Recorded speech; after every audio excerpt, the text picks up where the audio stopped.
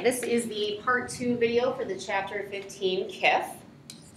Okay, good. Pen works. All right, so number 15 from chapter 5, solve the percent problem. What is 12% of 60? So in chapter 5, we learned to do this by, you could do mental math, you could turn the percent into a decimal or a fraction and multiply it by 60. There's a lot of options you have here. 60 would be pretty easy to do with mental math because 12% is like 10% plus 1% plus 1%. So you could say, well, 10% of 60 would be 6. 60 divided by 10 is 6. 1% would be the 6, but with the decimal moved another place to the left, so 0.6, or 6/10. So I could do 6 plus 6/10 plus 6/10. 6/10 and 6/10 would give me 1.2, and 6 plus 1.2 would give me 7.2. That's one way you could do it. Ooh, that's the wind, if you guys can hear that. 12%, you could also make it a decimal. Remember to go from percent to decimal. Think about drop. So if I have a percent to go to a decimal, I want to go 1, 2 decimal places to the left. So 12% is the same as 0.12, and then I could multiply that in my calculator by 60, and that would give me 7.2. And then the other way you could do it is as a fraction. So you could do 12 over 100, because remember percents are always out of 100, times 60 over 1. You could do some cross-reducing there. So I can divide both of these by 10, so that would give me 6 and 10. And let's say I didn't realize I could reduce more. Well, then I could just go ahead and multiply. 12 times 6 is 72. 72 over 10 would end up equaling 7.2. So those are all the different ways to do it. I'm only going to pick one way to do it for 16, and if you used a different way than me, at least you've got one example for how to do it your way. So 16, 75% of what number is 27. Of what number means we're trying to figure out what's the whole. Over here, what is 12% of 60? We're trying to find the part, just the 12%. Here I want the whole number, which when I take 75% of that, I get 27. So remember, when you want to find the whole, you're actually going to take that percent either as a decimal or a fraction, and you're going to divide 27 by that number. So I think the easiest way to do this, especially since you can use calculators, would be to take 75%, realize that that's 0.75 as a decimal, and do your number, 27, divided by 75 hundredths. Type that in your calculator, you'll figure out that that is 36. Now, since this is the Keeping It Fresh Chapter 15, we've also at this point learned about the percent proportion, so you could have used the percent proportion here as well, so is over of equals percent over 100, or part over whole equals percent over 100. Either way, you should have gotten the same correct answer. If you want to check your proportion with me or Mr. Monier, you can certainly do that. 17. Complete the table. So we've got fractions, decimals, and percent. So start with what you know, and then work to what you think might be easy to figure out from there. Well, to go from percent to decimal, again, we can think about drop. So here I have the percent, so I want to go to the decimal. So I need to go 1, 2 to the left. Remember, if I don't see a decimal in a number, that means it's all the way to the right. So there it is. So 1, 2 to the left means that number as a decimal is 78 hundredths, which think about, we know 78% means out of 100. And then I could either use the decimal or the percent to figure out what it should be as a fraction. We just said 78% means 78 over 100, which we can see holds true here as well, because that's 78 hundredths, if we say that the right way. So that'd be 78 over 100, but fractions you should always reduce to simplest form. So figure out what number you can divide in both 78 and 100. In this case, it's just 2. So if I divide those both by 2, in simplest form, that'd be 39 50ths. So that's the actual number you want there. The second row, we have 9 hundredths. So again, the key with decimals is say it the right way, and that will definitely help you figure out how to make it a percent or a fraction. So 9 hundredths means it's 9 over 100. That can't be reduced, so I'm done. As a percent, again, if I think about a 9 hundredths, then that already tells me it's out of 100, so it's 9%. But I could also use drop and move 2 to the right, because D to P, 1, 2. So that tells me it's 9%. Last row, we've got 34 over 25. You can make that a decimal or percent first. If you want to make it a decimal first, since you have a calculator at your disposal, the easiest way to figure that out is just do numerator divided by denominator. So 34 divided by 25, put that in your calculator, you should get 1 36/100ths. To make a fraction to a percent, I could either use this decimal, or in case this shows up later on and you need to know it, remember if I just need to go straight from fraction to percent, I can ask myself, all right, well percents are always out of 100, so 25 times what gives me to 100? That'd be 4. So then do the same thing up here. 34 times 4 would be 136. So that's 136%. All right, chapter 6, we're comparing using the less than, greater than, or equal sign. We're looking at integers here. So 18, negative 12, and negative 13. Remember, negative numbers, the bigger ones are the ones that are closer to 0, the ones that are less negative. So negative 12 would be greater than negative 13. Remember, these bars mean absolute value. Absolute value is asking you how far the number is from 0. Well, this is 0, so it's 0 units away from 0. Well, this is kind of a trick. So the absolute value of 0 is 0, then there's still that negative sign out there.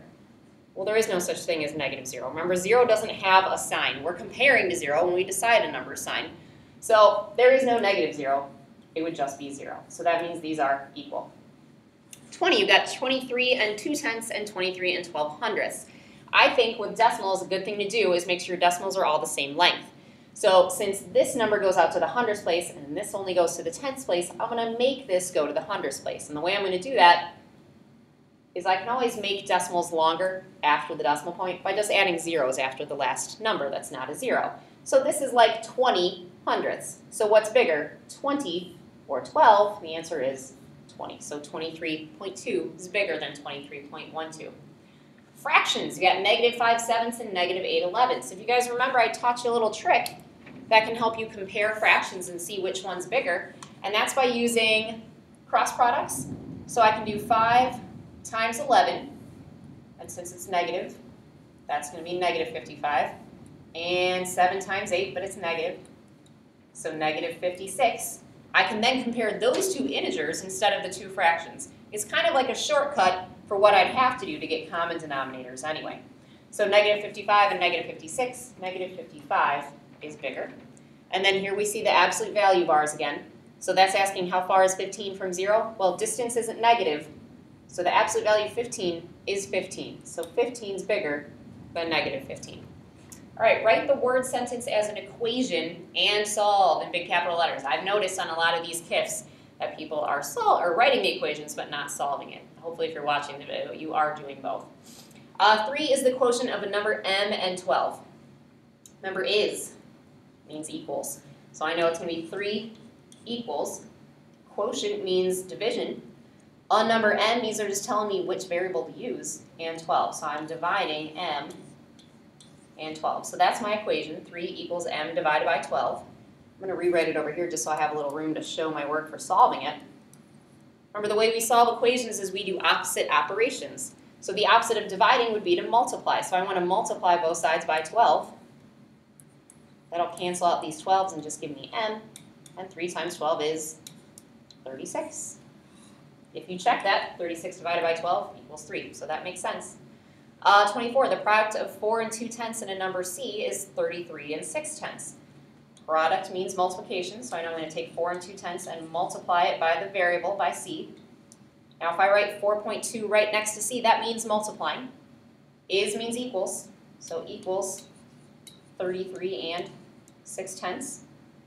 So the opposite of multiplying would be to divide, so I'm going to divide both sides by 4 2/10. And when you do that, you should get 8.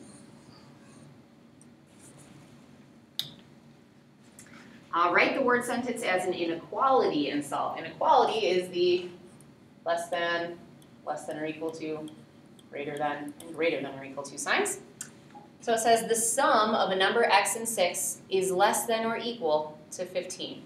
So sum means addition, so I'm going to add the x and the 6. Remember we talked about on those last problems that is means equals in an equation? So when you see is and then words like less than or equal to, at most, at least, the is and then all those words after are telling you, hey, this is the inequality sign you need to use. So is less than or equal to? Well, that's literally the less than or equal to sign and then 15. So our inequality is x plus 6 is less than or equal to 15. I'm going to squeeze the work in here. I would do the opposite operation, which is to subtract 6.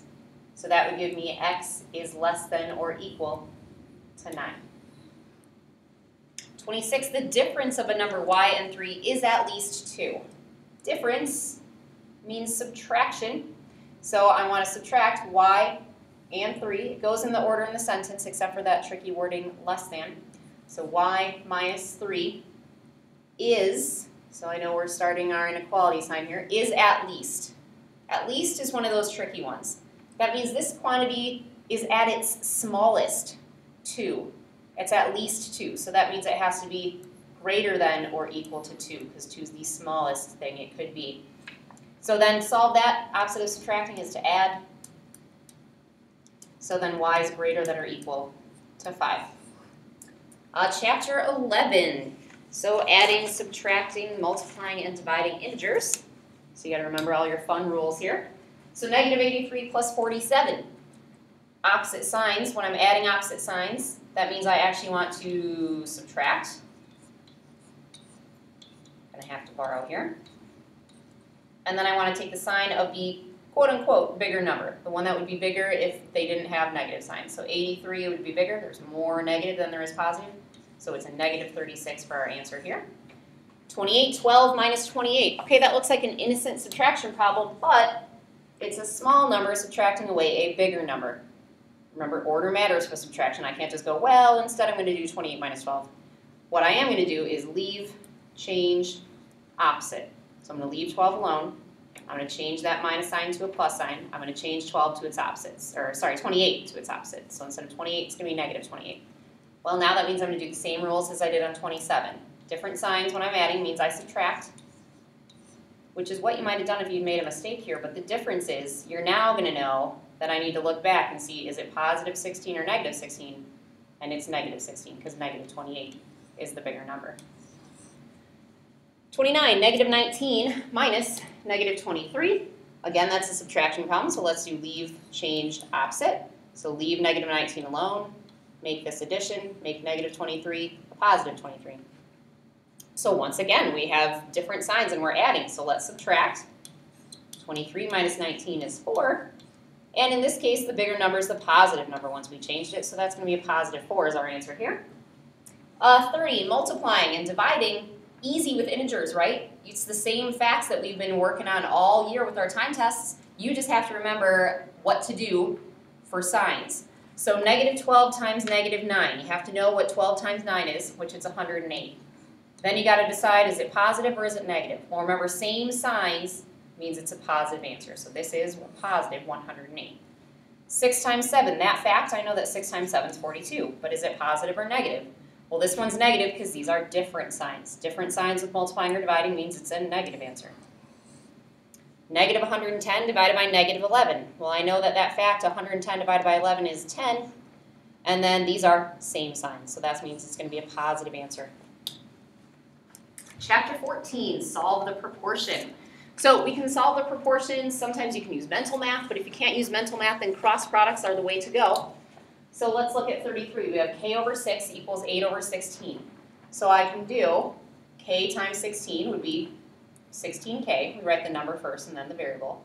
That should equal my other cross product. So 6 times 8 is 48. Now that's an equation that I solve. Okay, well 16 times k, opposite operation of that would be to divide. So divide 48 by 16, and you get that k equals 3. 34, you have 5 and 4/10 over 7 equals 27 over h. I don't see a good mental math option here, so I'm going to do cross products again. So 5.4 times h would be 5.4 h. 7 times 27 would be 189. Then you're going to divide both sides by 5.4. And that should give you 35. Last one, I have 30 over 20 equals w over 14. So again, we can use cross products. So 30 times 14 would give you 420. 20 times W would be 20W. So then divide by 20, and you get that 21 equals W. And on to the last chapter, chapter 15. It says a pair of Nikes has an original price of $129.50, but is on sale for 40% off. If sales tax is 8%, what's the final price of the shoes? So this is incorporating percents into real life situations. So what you need to remember is that sale means I'm going to be subtracting. Tax means I'm going to be adding. You have to do one at a time. The discount should come first and the tax comes at the end. So I'm going to take that $129.50 and I want to figure out what's 40% of that. So I want to change that 40% to a fraction or a decimal. I think most of us agreed we like decimals. So 40% as a decimal would be 0.40. Now you could leave the 0 off and just do 0.4. You can type that in your calculator, and that's going to give you 51.8, so $51.80. So then I need to take $51.80 and subtract it away from $129.50, and that's going to give us $77.70. Then I'm going to take that and figure out what 8% of that is. So I'm going to do times, 8% would be 0.08. Don't make the mistake of making it 0.8, that's 80%. So $77.70 times 8% would give us, when you put it in your calculator, 6.216. Well, this is money, so you can round that to the nearest hundredths place. So here's the hundredths place. So this 6 tells me to bump that up 1, so that should be 622. We're going to round that to. Now tax gets added. So I'm going to take that $77.70 and add 622 to it. So when you take $77.70 plus $6.22, you should get $83.92, and that would be your final price.